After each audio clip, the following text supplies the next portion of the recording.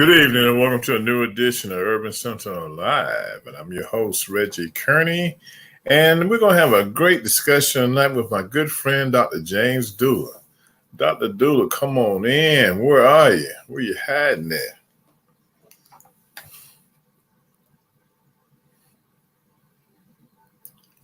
I know he's backstage. He should be coming in a minute.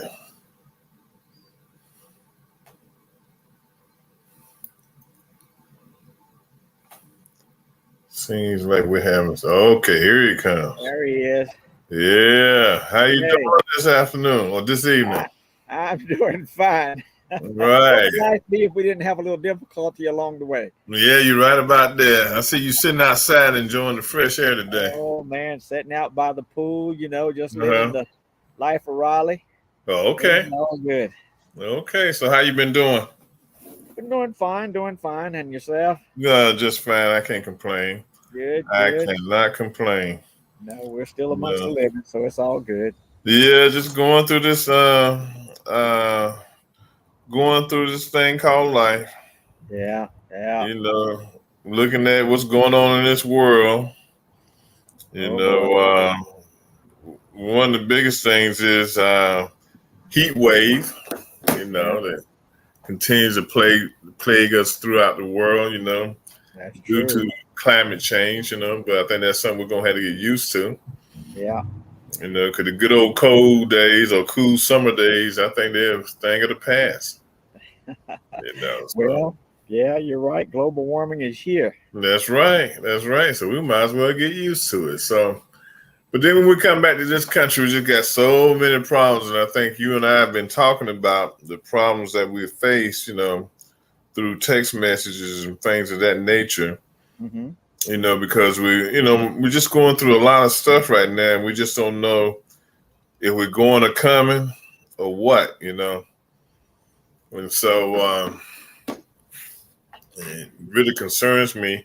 When you look at the political scene, you look at what's going on in our communities as far as shootings and killings and other criminal acts, it's a lot going on. So what are your thoughts, my friend? Well, it's a changing tide. Mm-hmm. We had it nice and smooth for many years, and things were going halfway decent. Right. The last 20 years, we have seen our culture going down a slippery slope.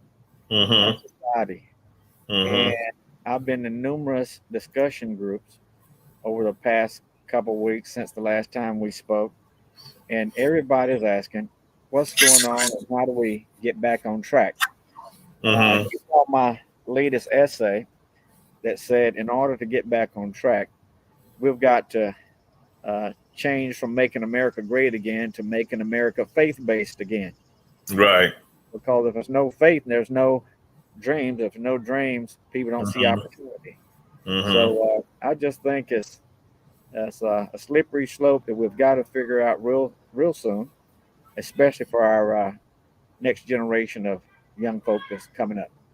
Right. Man, I tell you, trying to figure out where I want to start it. Okay, Yeah. let's look at black crime for a minute, okay?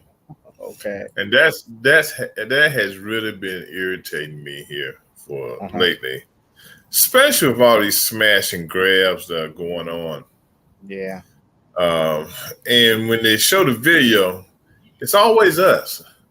And I realize white folks steal too, so I mean, stealing isn't, we don't have to claim that we did on stealing and stuff, but I think what happened, what's happening then, what I see in our society, especially in the black community, it's like we got to have that expensive stuff. So if we can't pay for it, or we can't find jobs, and they say, that the unemployment rate is climbing in the black community again, where I'm gonna go take somebody else's stuff and sell it.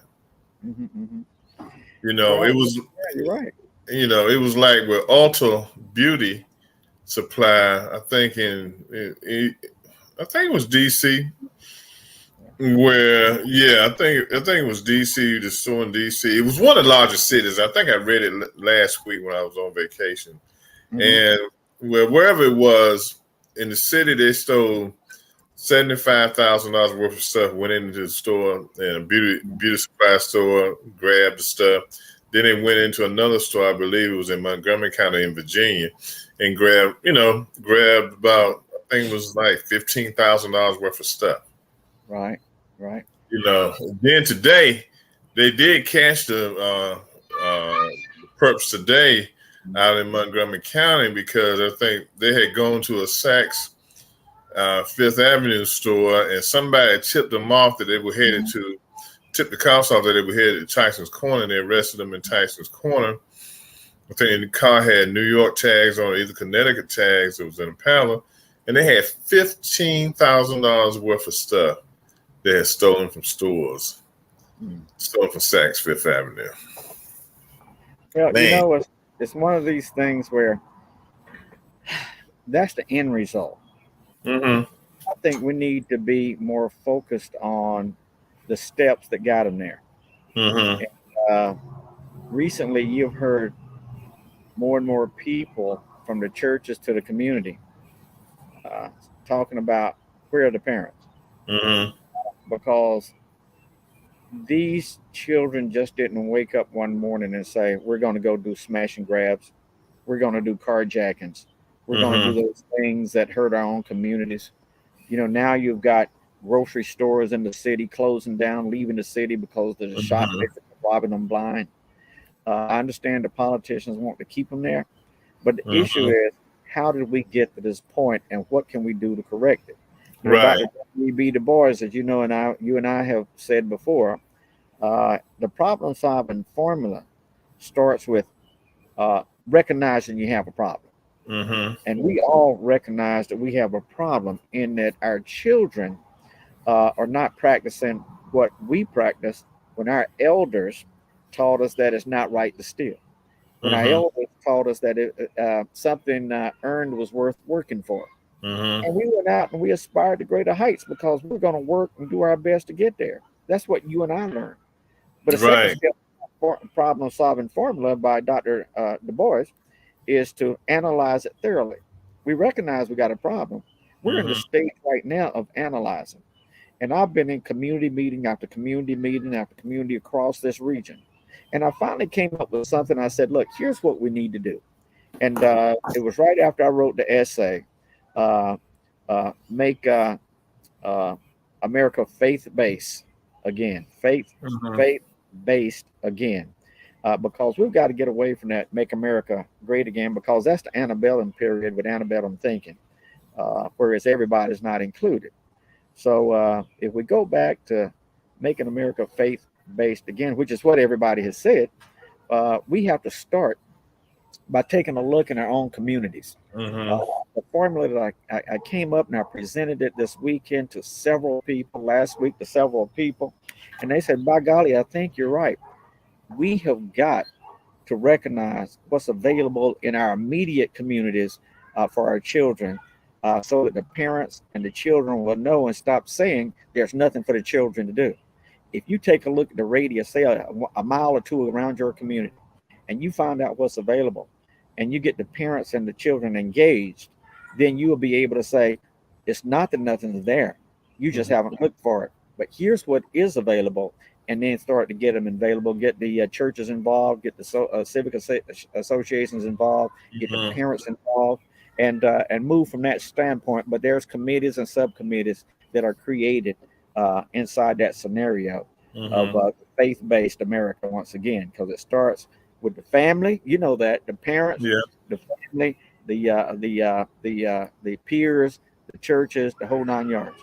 And that's what we're missing, that formula that brings us all together to work in a spirit of unity.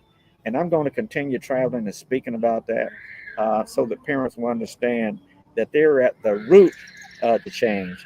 And I've raised my children. My children are doing great because I was on top of it. But those that did not learn, if you don't do it for yourself, do it for your race. We got to get them to come back to understand that when we said, well, I'm black and I'm proud, it was said for a reason. You Mm-hmm. know, I didn't say I'm African American and I'm proud. That came later. But Right. right now, going back, say I'm black and I'm proud. So how are we going to prove that? By working together like we did during the civil rights movements, the 50s and the 60s, because it was Mm-hmm. the 70s that stood on that mountaintop after the 60s generation Mm-hmm. marched and set in and changed America in a spirit of unity and not individually. And the parents came together, the youth came together, everybody was working together. We need to go back to the future, Mr. Kearney. Mm-hmm. Very interesting, very interesting. But see, I think, like I said, going back to the smash and grabs, because seems like to be one of the biggest problems in carjackings and stuff like that. I just think the young people in our community have just given up, and they really don't care anymore. You But know, did they they ever don't. care? Yeah, did the They parents can't. teach them to care?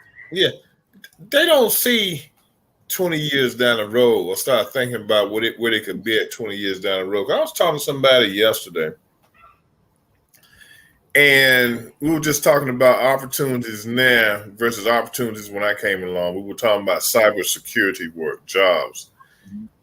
When I was in college, we used key punch to do data and stuff like that. Okay, you had to understand COBOL and all that kind of stuff, and professor give you some stuff to do. You had to go down to the lab and put it on data cards, bring it back the next class and give it to them and stuff.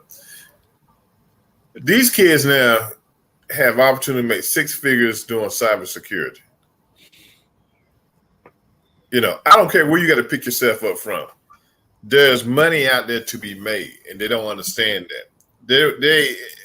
They think because their living conditions aren't conducive uh, to maybe motivating them, they need to motivate themselves and understand there's a lot of opportunities out here for them. If they just reach down and grab them and take the opportunity to do them, then when you're making $200,000 a year, you can go buy that stuff you want to steal, that you want to smash and grab. But somebody taught you that value. Yeah, And yeah. that's what we have missing now. So the child can't get it if the parent didn't get it, and the parent can't pass it on if they never got it in the Mm-hmm. first place. Mm-hmm. And so what we have had is children raising children. Yeah. That if my peer knows no more than I know, then we're just going to do whatever it takes to survive. Mm-hmm. So I think we need to go back. And you talking about the key punches and stuff. I learned old manual typewriter when I was a young man. But I learned that even on that manual typewriter, if I Mm-hmm. when you're typing that letter, uh, every mistake has a consequence Yeah. because it misspells the words and it misconstrues the meaning of that word. Mm-hmm. And Mm-hmm. so, matter of fact, that's how I got my uh, start in life. High school Right. type. Right. Coach said, "You're gonna learn to type." I said, "No, I'm not. I'm a football player." And the coach said, "Well, if you're gonna graduate, you're gonna learn to type." I learned to Mm-hmm. type. I went to the Air Force, finished first in my class, and received the assignment to the Pentagon as the first African American at the highest level of Air Force intelligence in uniform. And Mm-hmm. so it all started with listening, following orders, and then capitalizing on what I had learned because my ancestors, my grandfather, my aunts, my uncles, and everybody taught me, said, if you want something in life, it's worth working for. If you work for it, you can see it, go get it. You Yeah. know, so then you started college. And Mm-hmm. then those were values that were placed in us at the very beginning. These children haven't had that opportunity. We're not going to police our way out of this. It's going to be up to the community to come back together and figure it out neighborhood by neighborhood. What happened in my neighborhood may not be what happened in your neighborhood. Right. So each neighborhood has got to get their own selves together, get with the churches, the working groups, or whatever it is, find out what's available in their community, and do like my father and those did when they came back from World War II. They started a brotherhood association. That Mm-hmm. brotherhood association started teaching us black young men how to be young men. They Mm-hmm. spent time with us, but see, we don't see that today, and we've got so far ahead of ourselves that individualism has taken over, and when individualism takes over, it's like Maslow's hierarchy of need. I might have food and water. Now I'm looking for a sense of belonging. Mm-hmm. And when that sense of belonging kicks in, I'm going to look for whoever's going to make me happy. If I can't get it at home, I'm going to get it out here with young Joe Buck, who's out here Mm-hmm. robbing and stealing and carjacking. And Mm-hmm. that's, we've got to get back down to the root cause And because right now all we're doing is addressing the result. We're not looking at the symptoms. Right. Now, I think one of the things too with the church, I think the church has, in a sense, removed themselves from the community. If they're still, if they haven't moved into the suburbs, they're in the city.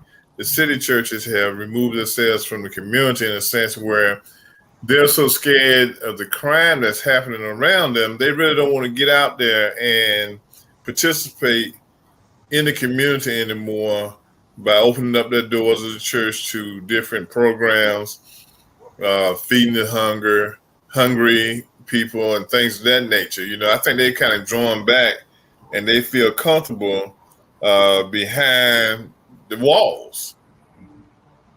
Well, if the churches withdraw to the four walls of the church, then the community is going to suffer.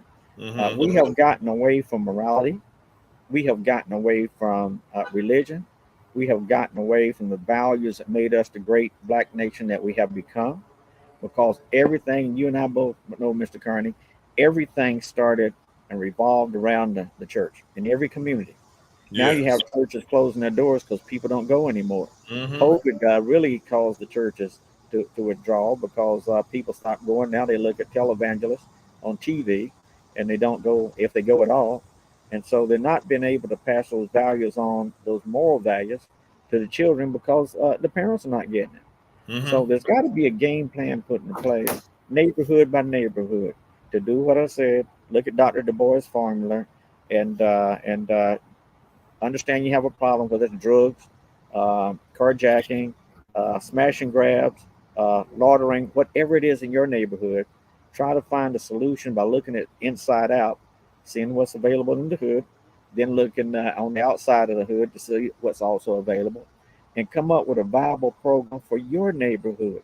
Because everybody's talking about what do we do? What do we do? What do we do? And when somebody presents an idea that says, let's try this because it's worked before, it can work now, then we want to criticize it and go back to the same old thing. Gosh, what's wrong with the children? Well, what's wrong with the children? You're not giving it a chance to try something new. Mm-hmm. I can understand Dr. King. What would Dr. King have said? The minister said, "Well, we can't ride on the buses. We want to ride on the buses on the front on equal basis." Dr. King said, comes together and says, "Well, it's always been that way. What are we gonna do?"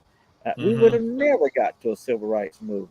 So we've got to be willing to open our minds up, throw that box away, and try something new. And until then, you're not going to see a change. And and just speaking from a society standpoint, it's got to start from within the neighborhood and the family, and work Mm-hmm. its way out. But don't you feel like we're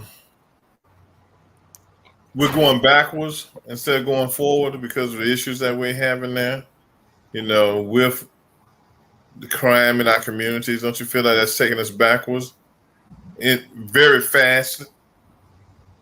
You know, backward, we have never been a crime laden community like it is today.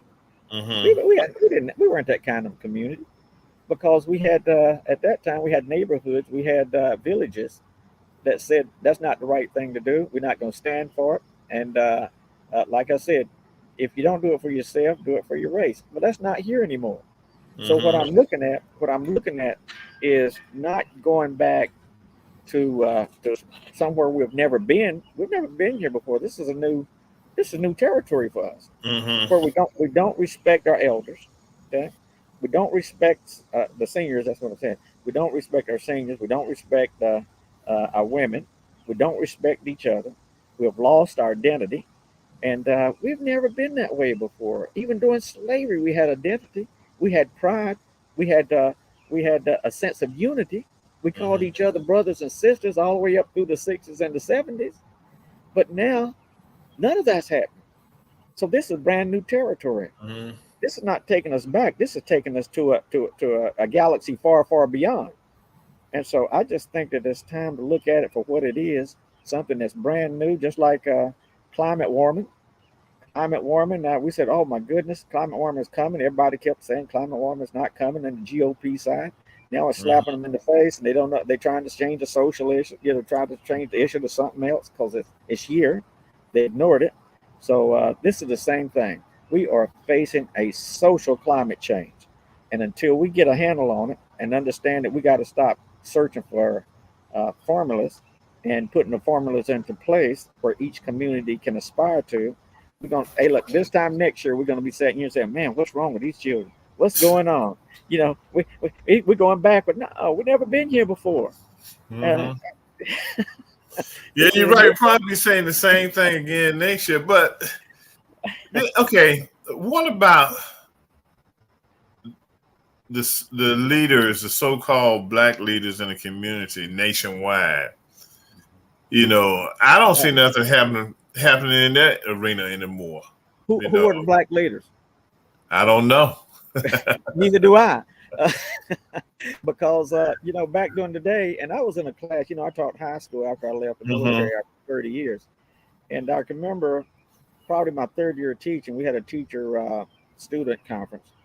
And one of the teachers, and this was back in 2000, one of the teachers said, we need to get back to where we have our national leaders so that we'll have a course of action to pursue, because we're beginning to lose it.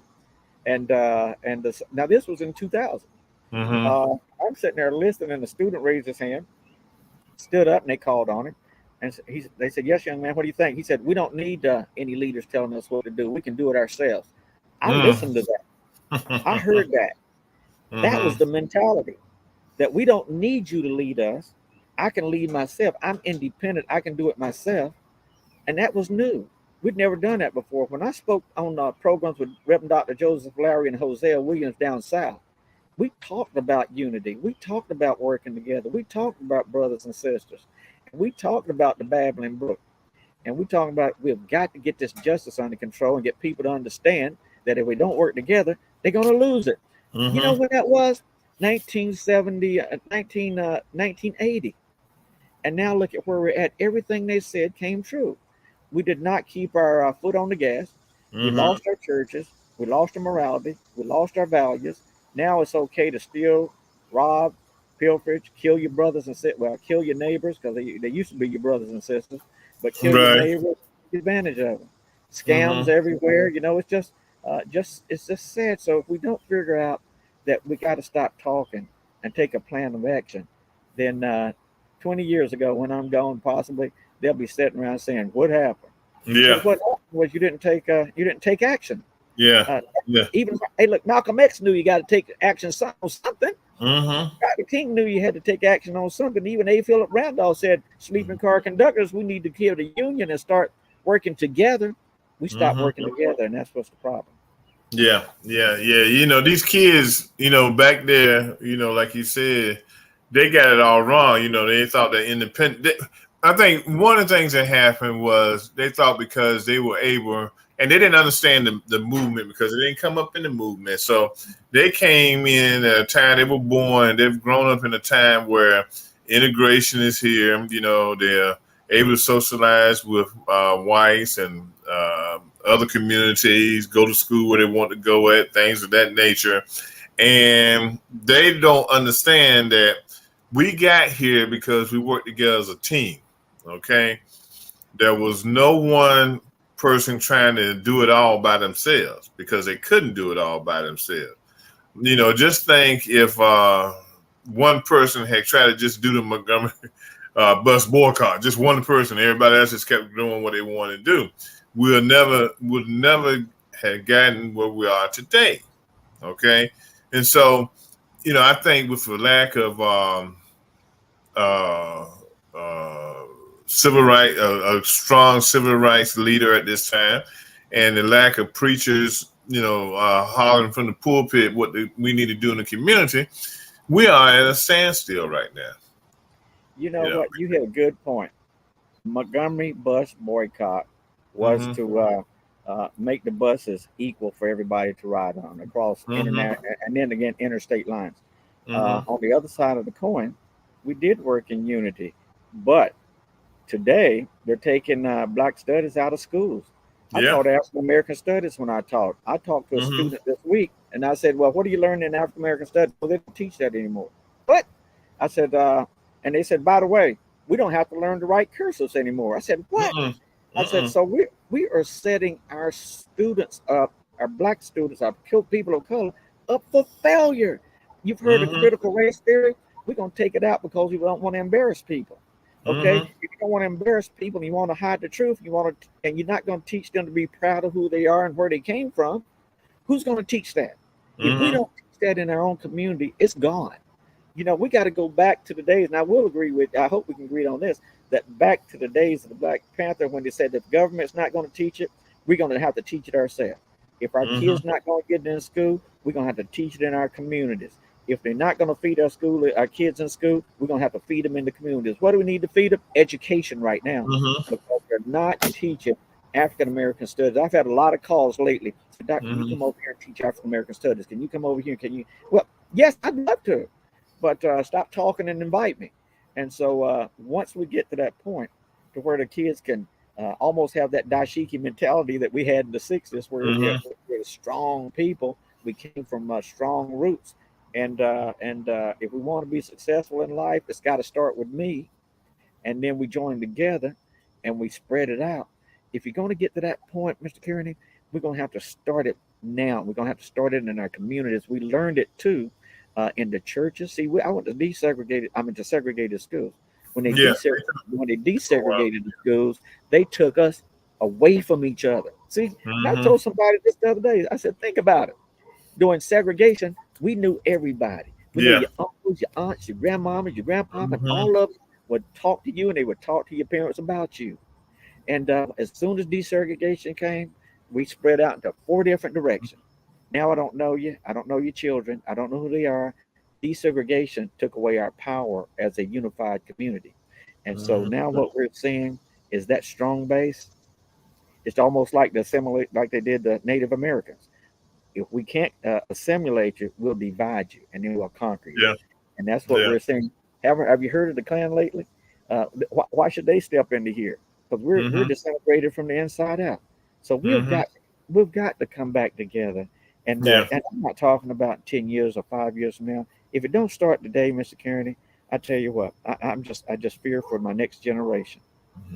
Fear for the next generation. We got to fear for this generation because they're gonna kill themselves. They're gonna kill everyone in that generation if we don't start talking.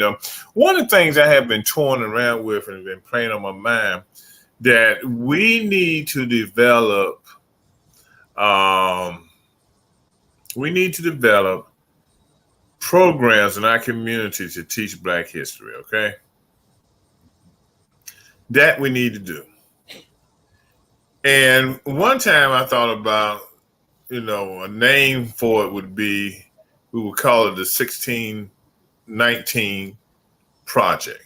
Okay. Some name like that to get the attention.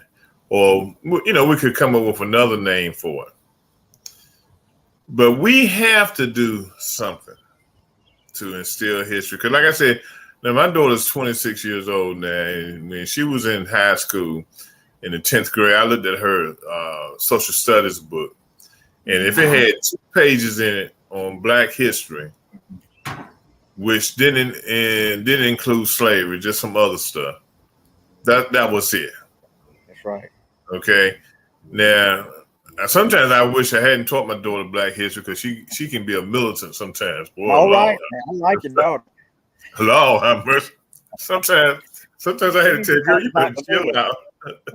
She, oh boy, I'm tell you, these white folks can get all under her skin. She ready to tear them apart. Good. Because I taught her the Black history, taught her the struggles that we went through, and the things that she needs to watch out for in the workplace. But I think that's what we need to do. If it's a Saturday, it has to be something that we can do every Saturday for 2 or 3 hours. And maybe charge a small fee of $10 per kid or something like that to help with refreshments and stuff like that. But you got to start somewhere, okay?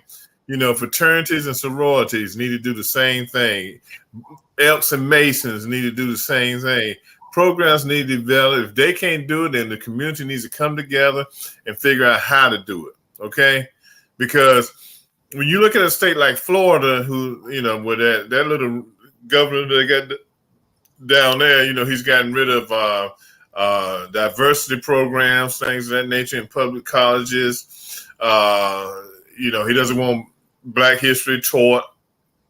They're teaching Asian history, they're teaching European history, they're teaching the other brown, Latino history and stuff like that. But when it comes to Black history, no. You all don't need to don't need to understand nothing about Black history. We need to be the catalyst in the communities to get this train back on track. Well, there's a reason for that.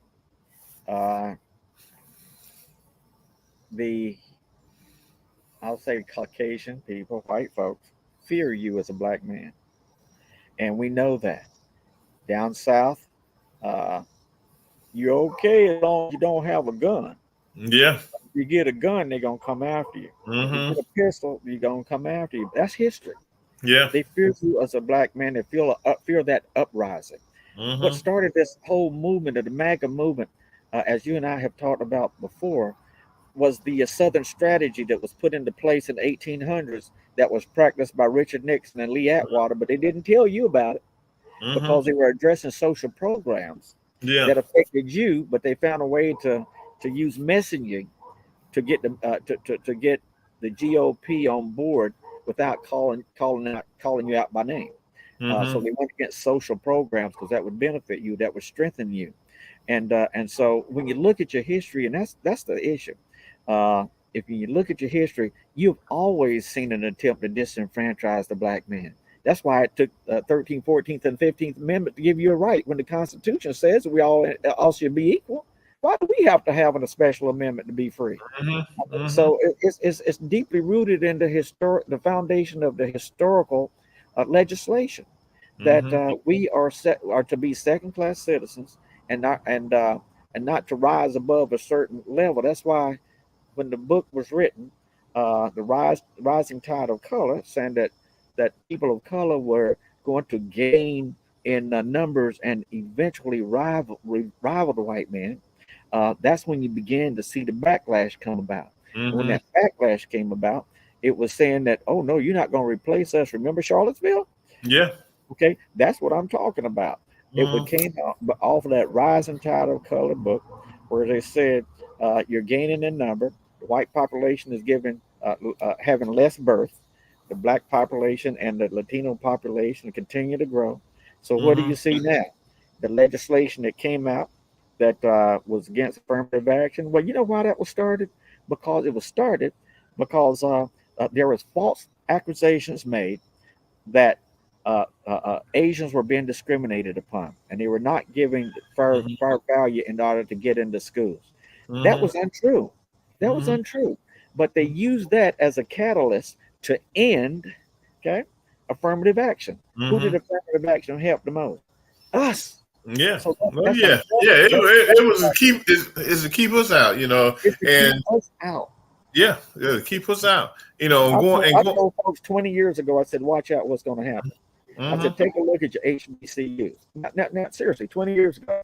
And they said, what do you mean? Because I'm a sociologist. I'm a social anthropologist and a historian. And I said, just watch it. Because these kids are riding through these white campuses with their music blasting, their pants down to their knees, and they're in public looking indecent. Okay, that's my generation talking. I said, just watch. I said, you're going to start to see money going back into HBCUs, and as soon as they get the new buildings, the new programs, the new curriculums, and all that stuff, then you're going to start to see affirmative action being attacked. And the people I told that in a mass group, they said, oh, no, we've come too far for that. I got a call. I think it was last year, that says, Dr. Dula, you're absolutely right. Look at what's happening. And I looked at him and I said, I told you so. But you know what? I'll go anywhere and teach Black history. I'll go lecture Black history. I'll go talk about Black history. So anybody on this call says we want Dr. Dula to come and talk to us about Black history, let Mr. Kearney know. And if we don't hear from you, that means you're not serious. Yeah, yeah. And so because we've got to have it, and see, one thing Roland Martin said in a recent conversation, he said that the Asians were up here fighting affirmative action, didn't want it, against it, got what they wanted, but they still didn't get anything because these Harvards and Princetons and Dartmouths, they're going to go with legacy. Yeah, Okay, so how they going to beat legacy? Okay, yeah. I've it's been just telling. like Yeah, you're right. out at the magnet school in Alexandria. What is it, Thomas? Thomas Oh, can't Stone think or of something. Or good? No, I I don't know. can't think of the name of it right now. But the Asians, okay, the school was already a majority, getting to a point where it was a majority. Thomas Jefferson. It was it's already was at a point where it was getting majority Asian students. Okay, and them Asian students got them Asian boys hustled in when they started cutting back and fixing the programs out there where they could get more brown people, more black people into the school. Okay, so Yeah, they got mad about that. What's his name? Youngkin and all those guys jumped into it and stuff, fussing about it and everything, and when the court sided with Thomas Jefferson, but it still wasn't good enough for what the Asian families want because they still felt like it would be discriminated against. Okay, now one thing I found out about it, and I've seen the Asian community is they want to be in our schools because our schools and colleges are the best. Okay, even though we're not where we need to be at, we do have some good curriculums and things of that nature and they don't have to be, in Japan about to commit suicide because they're trying to be at the top of the class, But we've got to wake up and see all this that's happening there, okay? Because now you're going to see those numbers drop. I mean, I think Harvard only had last year maybe 1,800 African Americans, blacks going to school there, okay? So it wasn't like affirmative action was getting us opportunity to overrun the campus. And it hasn't admitted, if you go back and look at the numbers at all of the predominantly white colleges and universities in this country, we are not overrunning the campus. It's two things, and you're absolutely right. Uh, Two things. Uh, I'm telling students now, since the GOP Supreme Court has decided that uh, affirmative action is basically no more, they left the door open to put in the essays that goes to the college the opportunity to explain how uh, desegregation or what is how you're being affected Mm-hmm. by uh, racism per se, and it has to be a strong statement in that essay to show how you've been affected. And I'm telling every student I meet, make sure you get a mentor to help you write that essay so that you Mm-hmm. can make it strong and they cannot deny you. So on the other side of the coin, that's only because we had the wrong man in office because those people were appointed by number 45. They're the ones that made that struck down affirmative action. Mm-hmm. And I'm telling people you got to get out and vote. Let me tell you what's happening in Georgia. The governor in Georgia won by something like 55,000 votes. What did they do in Georgia? They created a piece of legislation that said anybody can challenge any voter, Yeah. Yeah. and you can challenge any voter. So if Mr. Kearney voted and he voted Democrat, any person in that society can say, I want to challenge his vote. Then Mm-hmm. you have to take off work, go in and defend your vote. So Mm-hmm. what happened? 100,000 people were challenged. Mm-hmm. 35,000 were challenged by one person. Yeah. And you Six know, people. people Six can't. people challenged 100,000 voters. Yes, and the guy and the governor won by 55,000 votes. They Mm-hmm. did that to disenfranchise you and your vote. Mm-hmm. Now, and that's the GOP that's doing that. So if we don't get out and vote in masses in this next time around, whether who it is, Trump, who's going to probably be indicted by Friday, or DeSantis, who is next in line, or Mhm. one of those guys, or Scott, or whomever it is. If we Mhm. don't start talking about rallying the vote now and how to get around those states like Florida and Texas and I think Arkansas and North Carolina, those kinds of places where they're screwing the lines. Okay, Mhm. if we don't start talking now, 2024, you're going to lose the war Yeah. because we've already lost the battles. Mhm. And we're going to lose Mhm. the war if we don't get together. And we got to be Mhm. careful. Trump can be president and sitting in prison at the same time. You know that? Yeah. Yeah. I According know. to the I Constitution know. of the United States. And so we Mhm. don't want that to happen because what kind of message are we sending to the world if we put an indicted person there in office, Mhm. okay, and he has no power? I Mhm. mean, it just doesn't make sense. Mhm. So democracy is coming under threat because of the fact that we don't want you to replace us. So Mhm. we'd rather tear the whole thing down, but it's simply based on Mhm. that premise. And that's the scary part. Yeah. Democracy is the threat. Yeah, and we already, we already know and see what's going on and everything. Um, and we've got to work hard to put a stop to it, because like I told somebody, I said, if somebody walks up in my line in my face and challenges my vote, they're going to be picking their teeth up off the ground, because I done fought too hard and been around too long for somebody to come challenge my vote, where I live at, I'm in the right precinct and all this kind of stuff. Don't do that to me because you're going to get And it's knocked out. and You the thing I don't understand is you got one of the most powerful black communities all of the United States in Atlanta. hmm How can you let this happen? How can you let this happen in one of the most powerful black communities on the face of the earth, and Yeah, you didn't take it up and challenge it? yeah. But That's what got me. the thing is, we were getting too comfortable.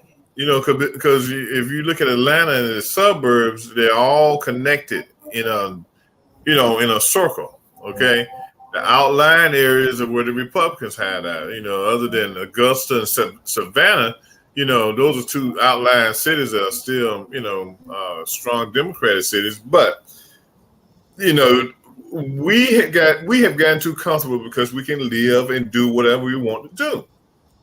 Okay. And what has happened also, and it's very disappointing when you see celebrities and sports figures not really coming out and saying, this is wrong. Now, how many, if you noticed the week before last when the affirmative action was struck down, how many people came out and really voiced their opinion about it? That celebrities or sports individuals. Who Didn't did hear you anything. I didn't hear anything. I didn't see a You, movement.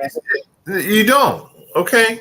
You don't because you got a group of people who've gotten you got a group of people who have made it in a sense. They have millions of dollars. They have two or three homes, okay, 20 cars.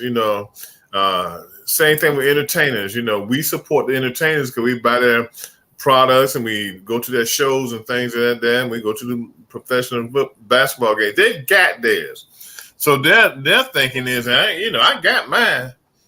I don't need to get all mixed up in this mud. Get myself dirty. That's true. It's all in how we, that goes back to what we're saying. hmm We can talk all day long, but if you're not willing to take action, Yeah. because the third step in Dr. Du Bois's plan is hmm come up with the possible solutions, and the fourth step is implement the best solution. hmm Yeah, hmm I've given one possible solution tonight. Let's see how many people jump on it in their neighborhoods, hmm uh, because it's not that difficult. Hey, look, where two or three gather, you can start a whole forest fire. All it takes Yeah. is a match. Yeah. So it's somebody needs to strike that match in their hmm neighborhood to say, That's let's right. find out what's here and let's unite this neighborhood and see if we Mhm. can't save our children in the neighborhood. Yeah. And become the model. hmm And that's what we're Now, after. Mark was asking, what do you think about Reverend Barber as a leader? And I think he's a good leader, but he's not on the battlefield anymore. Yeah, Reverend Barber. I think he's Professor Barber now. Yeah, they gave him an endowment at Princeton. Yeah, yeah. So he's up there with he's a Kanye West and those Yeah, guys. So yeah, I think that ship has sailed. yeah, Uh, and I think one of the reasons he did it really was because of his health. I yeah, mean, he, poor health. yeah, he's in his 50s, but his Yeah, back, gosh, But yeah, when he was out there, he was doing it. Okay, and people, he was doing it. Yeah, Sharptons and those guys that were supporting him, but he was out there. yeah, You know, he was really out there, and I miss him being out there. But I know too, health wise, and when this opportunity came along, he probably looked at it and said, this is something going to be easier on my body. Going to be easier on my body. And he's a North Carolina boy. He went to North Carolina yeah. Central University. So Uh-huh. yeah, he won my homeboys and everything. And Uh-huh. I think when he was out there, he was one of the main leaders that was still pushing. Well, let's look. I see someone put on here also that he mentioned that our churches don't even talk about poverty, but they sure talk a lot about paying your tithes, don't they? You ain't Uh, lying.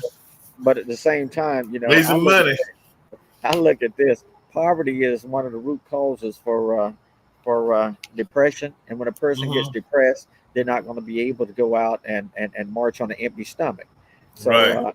I think that in order to fill that stomach up with something that has promise, we have to get back to two things, and you and I have talked about it all night: Hmm. serving together and then making America faith based again. Because once it Hmm. start with faith based, we come rally around the flag, and we start working together in our neighborhoods with whatever nucleus is available. It doesn't take a massive movement in your neighborhood. All you have to do is start Hmm. a community interest group. A community interest group is a small group that begins to address the issues in your neighborhood. That's a Hmm. community interest group. So we need to get back to that community interest group that they used back in the day, where they may not have followed either one of King or Hmm. Malcolm, but they followed the pastor who said, "We're not going to stand for it in our neighborhood, and we're going to Hmm. work together to overcome this. And we're going to meet in the church on Saturday and start there." But it might be in the rec center. Now it Hmm. might be in somebody's basement. Now it might be on in somebody's front yard or somewhere of that nature. But Hmm. it's got to start now Yeah. in every neighborhood across this country, because there needs to be that. Hey, what do we say? Somebody needs to Hmm. strike that match, because we need a forest fire.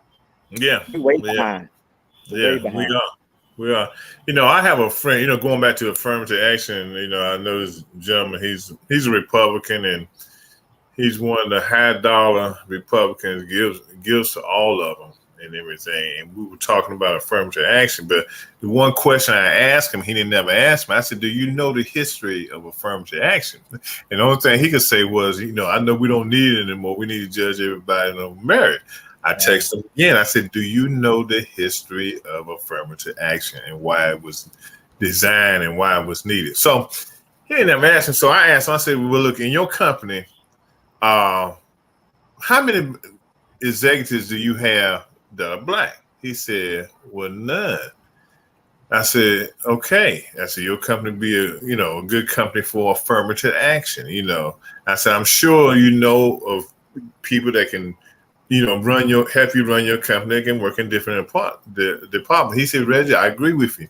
He said, "But maybe when these guys start retiring, I will consider hiring blacks on my executive team." That's that thinking. That's how Republicans think. Okay, they don't want blacks to get too far ahead of the game now on them and everything. We might outrun them, and that's how they. That's the whole problem we have. But like I said, yeah, you see Reverend Sharpton on TV, his program and other programs talking about affirmative action. But when you talk about it, and you talk about the need for Black history, give solutions on how you can talk about it. Don't just cuss DeSantis out because he wants to take away things that are very important to us. Come up with solutions on what we can do to maintain it in our community. Okay, and allow our kids to know what Black history is about. Because if you start having classes in your churches and things of that nature, ain't a daggone thing DeSantis can do. That's right. If you unite, it's because you wanted to not unite to create better causes. Yeah, And if you're not serious about doing that, well, we just have to accept what we get. yeah. But I really feel uh, uh, concerned about Generation Z and beyond because, as you said, we worked for 400 years to get where we were at. Mm-hmm. And now we're seeing this disenfranchisement affect our entire community. And we want to take it back and put it on course so that it will benefit our future. And Mm-hmm. our future starts tomorrow. Yeah. And so it's time to start putting plans of action into practice and Mm-hmm. stop the rhetoric. The rhetoric we know what the problem is. Mm-hmm. Now the thing is, what are you going to do with it? Yeah. Yeah. Yeah. And and the thing is, uh we just have gotten so complacent. It's a shame that we've allowed ourselves to get as complacent as we are, and we're not fighting back. Because if they see it, because you got these Tim Scotts out here, these Candace Owens and everything that are just, they got the nose knee deep of a white man's butt. Okay. And then I'm just gonna be very, very honest about it. You got Candace, who's always down in a black person, and she's black herself. You got Tim Scott doing the same thing, and I don't know what Clarence Thomas doing. I don't know what he called himself. He needs to just fall in a box of Clorox, and he'd just be a much better person for himself. Who is You that, know, Clarence Thomas? yeah. But these guys aren't doing anything to effectively help the black community because they buying into the GOP plan. Yeah. I see that Brother Mark Lee said too many kids don't have enough to do in their community. That goes back to what we talked about an hour ago when Mm-hmm. we said that in order to say that statement, you have to do an analysis of what's available in the community for our children. And once you do that analysis, if you find out that there's no social programs, there's no daycare, there's no relevant programs where our kids can get involved, then you can start addressing what they don't have. But in many communities, they found out what they do have. But that study has to take place in the Mm-hmm. neighborhood first of all, and then broadcast it to the parents and to the organizations and activities in your neighborhood to let them know what is available, and then have this push to let the parents know this is what's available. Do Mm-hmm. you want your kids involved, or you want them in the street? I mean, Yeah. that's the only two choices you have. But Mm-hmm. there, I know in this county, we have 100 mentoring programs. We have, we have a number of government programs. But parents say, "Well, there's nothing for the kids to do." No, that's not the issue. Mm-hmm. The issue, you don't know what is here to do. Mm-hmm. So I just think that it's a good thing if we do our homework, learn what's in the radius of our community, and then Mm-hmm. to advertise it and see if we can't get, as they say in fishing, see if we can't get a bite from Mm-hmm. some of the kids to and the parents to get more involved. That's why I say we need to start with African American studies in our community to teach them that they are somebody. Mm-hmm. To teach them that they do matter. To teach them that if only they knew where they came from and what struggles were, so that they would get involved. Maybe they'll pick up that gauntlet and join together in a spirit of unity, Mm-hmm. and start to change some of these things. So you're right at the very beginning. We need to work together. Yeah, yeah. Mark was saying that they just had over at his center, they just had the Duke basketball players come in and learn the Black Wall Street history. You know, and talking about Black Wall Street, I was really upset that was really upset that the judge threw out the lawsuit of those three individuals, three uh, uh, uh, forefathers and foremothers that concerning Black Wall Street. And I want to plug this book tonight while I'm up here. Built from the Fire. Oh, somebody struck a match.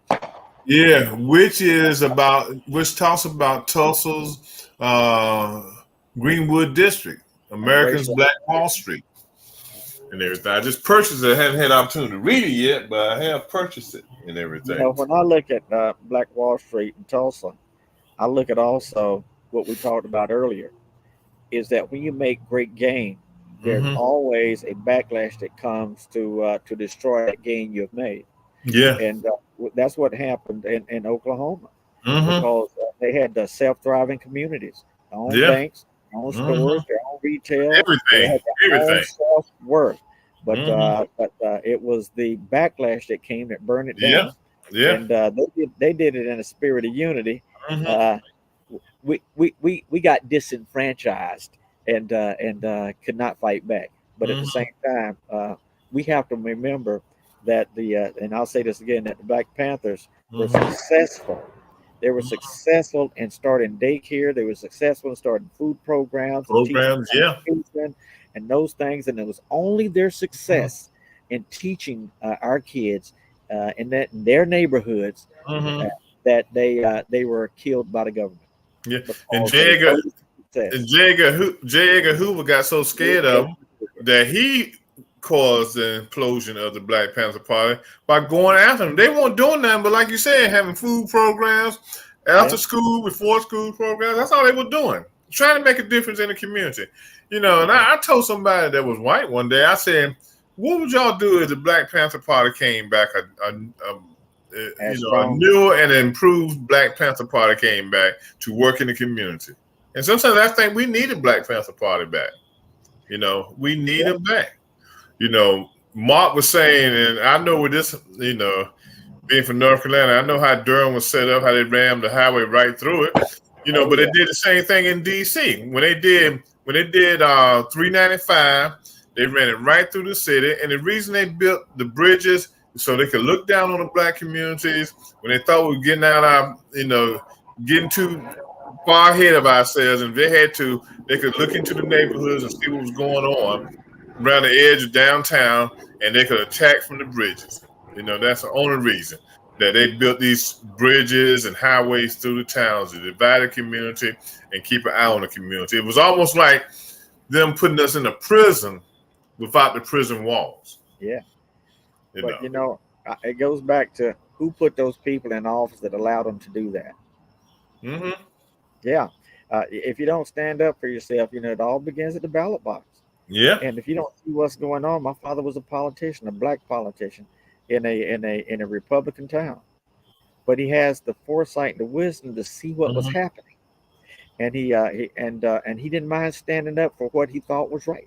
But a lot of times when he stood up, looked behind him, he was the only one standing. But we've got to get back to where we stand together. And WB the boss that you got to stand tall to. Yeah, we definitely got to do that. Well, my brother Dula, we have had a good time again tonight discussing the issues that are affecting the Black community. And, somebody got to talk about it, and somebody got to figure out what we're going to do to make things better in this country. Our brothers and sisters across the pond, they keep saying, come to Ghana. Come home. Come to us. Yeah.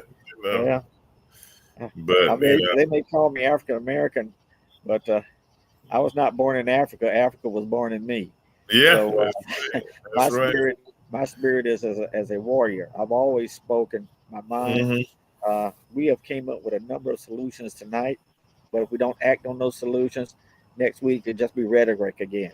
I have several places I'll be speaking this week because I'm a man of action. I'll be in the community talking about Black history, about desegregation of the military, at least 3 events this week and several next week, because if we don't spread the message will be lost. So let's work on spreading the message, Brother Kearney. And I Yeah. appreciate Brother Mark Lee too. I've been reading his comments, man. Brother's right on. So I'm with you. Yeah. Well, look, now, who's over there shooting in your neighborhood tonight? What y'all got, shooting rabbits or something over there tonight? I guess so. We got. I think I'm back in Vietnam half the time with all this stuff going on. But oh boy, our folks. Mm-mm-mm.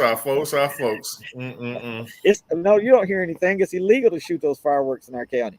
Yeah, okay. They do Oh, them anyway. It's been my pleasure, sir. Okay, well, look, you take care. And like I said, this has been the Urban Sentinel Live Show with your host, Reggie Kearney. And my guest tonight was Dr. James Dula, who's a leading authority on Black history. And look, folks, we got to teach your kids Black history. That's all it's about. You know, they're not going to learn it in school. So get with your churches, get with your people in your community, form groups, teach Black history, okay? If you need, to learn more about Black history, reach out to me so we can reach out to Dr. Dula and he can come into your facility, sanctuary, your home, and discuss Black history. I know a little something. If I don't know it all, it's on the internet. I'll find it. I'll put together a presentation myself too. But we've got to do something. We can't let, guys like DeSantos or DeSatan remove Black history from our lives. We got to we got to keep the torch burning when it comes to Black history, comes to voting rights, comes to affirmative action. Look, let me tell y'all something, folks. If you don't watch what's going on, next thing they're going to do, they're going to come after our vote. And they're already trying to do that, okay? They see us with power in our hands and they're trying to knock us down. Wake up, Black America, wake up. Until Tuesday night, you all go out and have a great week. Again, thank you, Dr. Dula, for being part of this show tonight. Mark, for your comments. And I'll see y'all next week. Take care. Be good to yourselves, man. Thank you.